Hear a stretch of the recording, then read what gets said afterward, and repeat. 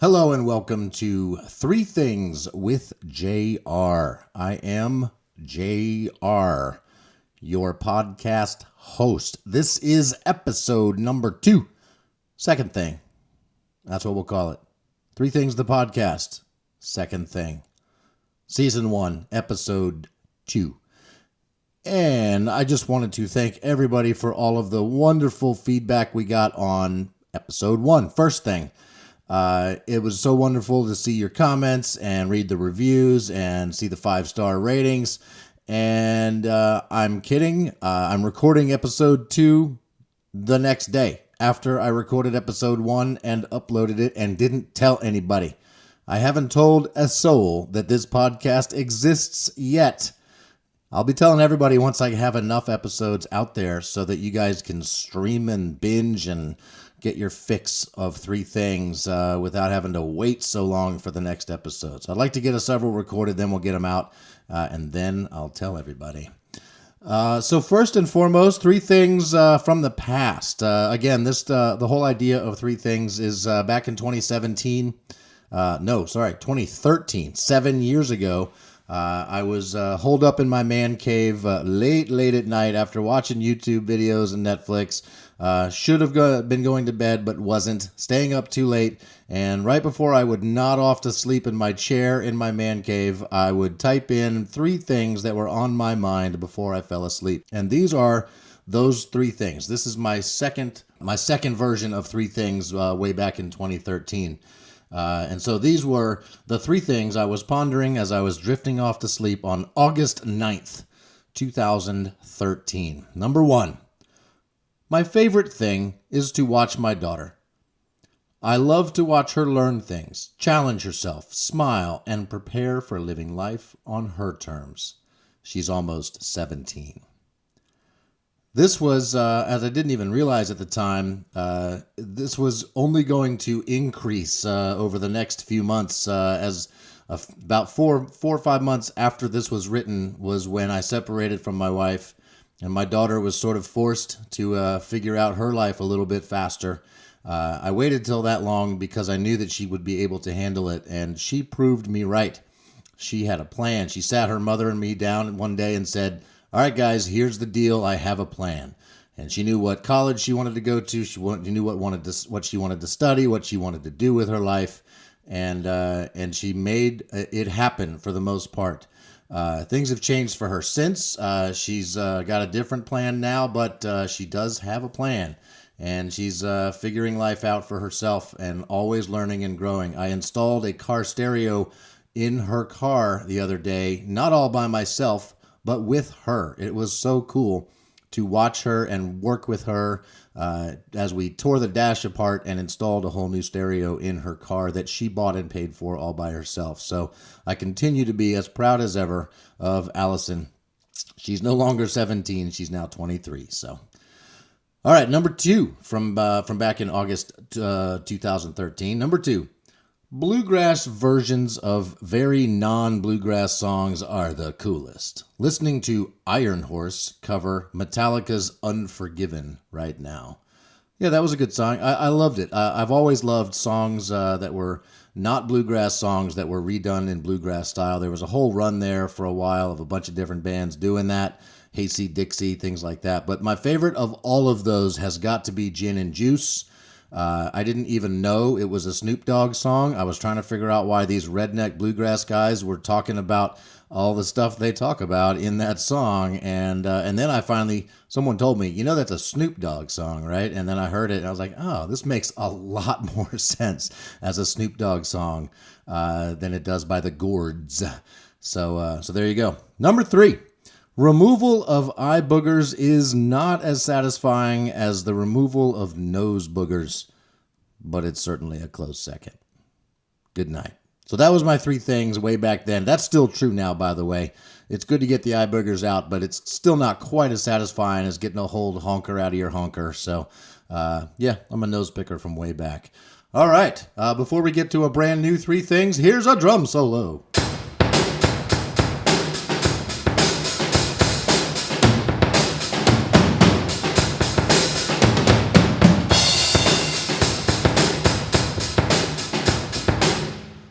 All right. Three things from today. Things that are on my mind now. It's not late at night. I'm not drifting off to sleep. I am wide awake. It's daytime out. I'm working at home because of the whole coronavirus quarantine thing. So I'm here at home. I've got a mic set up, recording into the computer. Three things that I'm thinking about right now.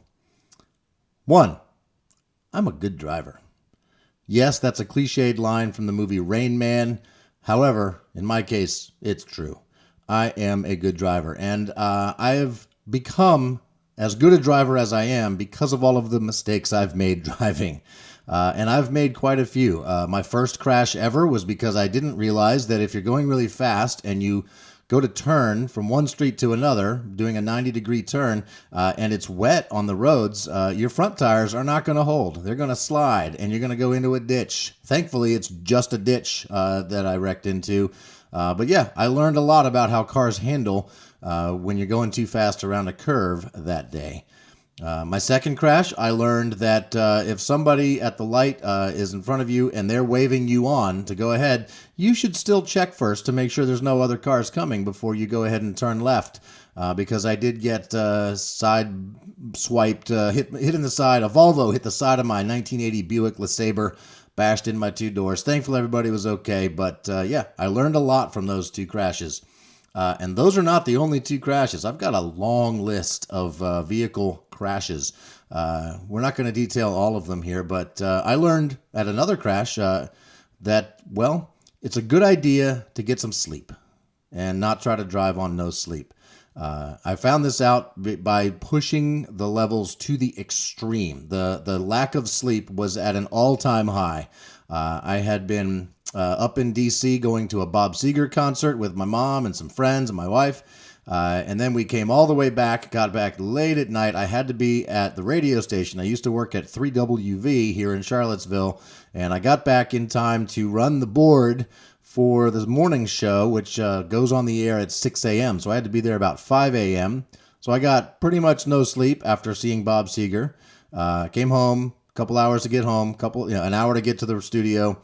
Ran the soundboard all day because the morning show was at the at Wintergreen ski resort that day. So the Max in the morning, he was up there talking live on the air while I ran the board back in the studio. So that happened from 6 to 10.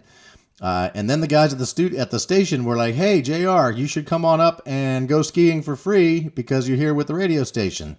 So I took my wife and child, Chester at the time, and we went up to Wintergreen and we skied all day. And then they said, while we were there, "Hey, JR, you're here. The guy who was supposed to run the night shift is not going to be available. Is there any chance you can work 11 p.m. to, I think it was 5 or 6 a.m.? And I was, of course, eager to please and completely disregarded what I know of how much sleep we need. And I said, "Yep, sure thing." So we went out to dinner after skiing, and I went to the radio station instead of going home, and I worked the overnight shift. I fell asleep several times during the overnight shift. I don't even remember what happened. I think I let some dead air on the radio. I think I played a whole CD instead of just one song, things like that. But I made it through, got out, drove home, and I was hallucinating all of the way home. I was seeing things on the road that weren't there. I was passing like a gas station and I saw a Mack truck pulling out. So I slowed and got over into the next lane. And then when I got up there, no Mack truck. I was driving home into my neighborhood and I thought I saw a guy pulling out with his truck in a boat so like he could go fishing or something. So again, I slowed down, let him get out. I get all the way up there.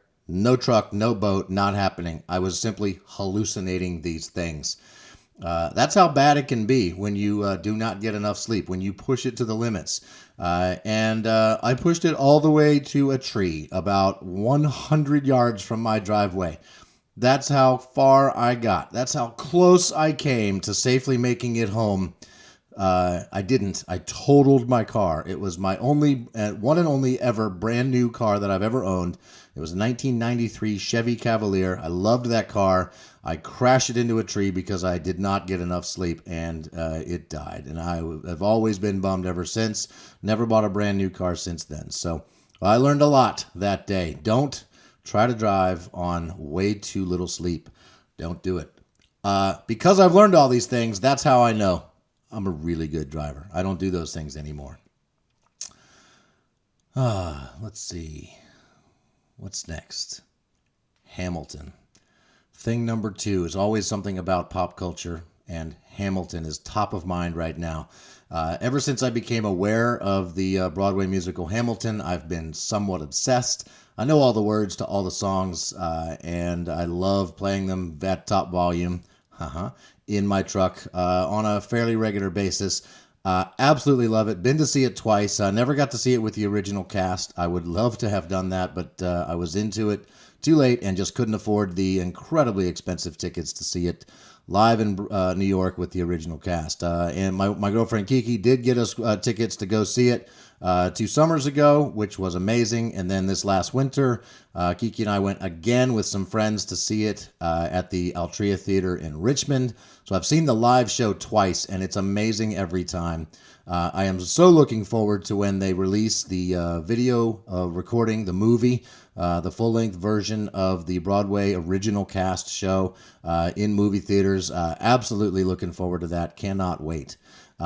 So what actually got me thinking about this today was during this quarantine, all these different celebrities are doing their own internet shows and podcasts and things. And John Krasinski from The Office, from Jack Ryan, has done a show now. He's done 2 episodes called Some Good News. And in episode 2, he met up with a young girl over Zoom, over the internet, who was a huge fan of Hamilton and was really bummed that the COVID-19 crisis has canceled her trip that her mom had planned for her and her mom to go to New York to see Hamilton. She was super bummed. She tweeted about it or something, and John Krasinski got made aware, and somehow he was able to get Lin-Manuel Miranda and the entire cast of Hamilton, the original Broadway cast, to get on Zoom and to perform the opening song to Hamilton, Alexander Hamilton, right there on Zoom for this young girl at her house watching on her computer. And to see that happen, to see the look on that little girl's face, and to see the actual original cast singing that song I know every subtle nuance of, literally put me in tears. I was bawling. I was crying. I was so emotionally moved by that. I just couldn't stop myself. It was amazing. So check out episode 2 of John Krasinski's Some Good News. It just came out yesterday, Sunday, April 5th, 2020.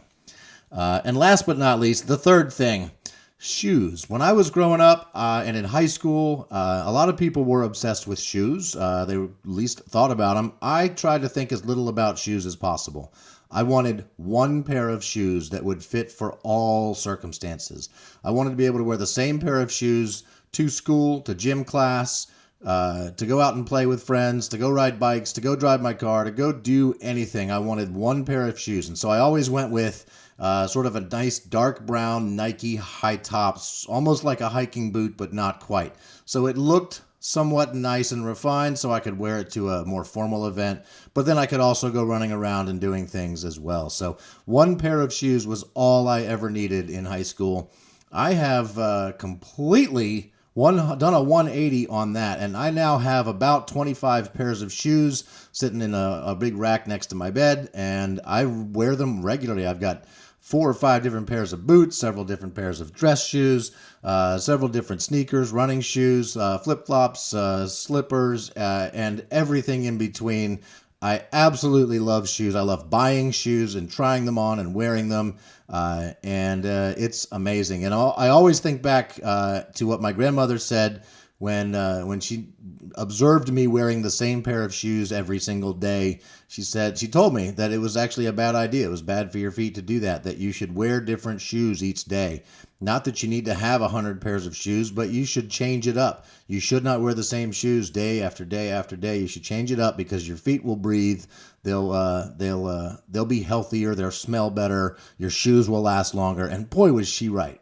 Having a bunch of different pairs of shoes to choose from is the way to go. I think Imelda Marcos was really onto something there. All right, that's it. That's the second thing. Second thing, episode 3 things, episode 2, second thing in the books. Time for a drum solo.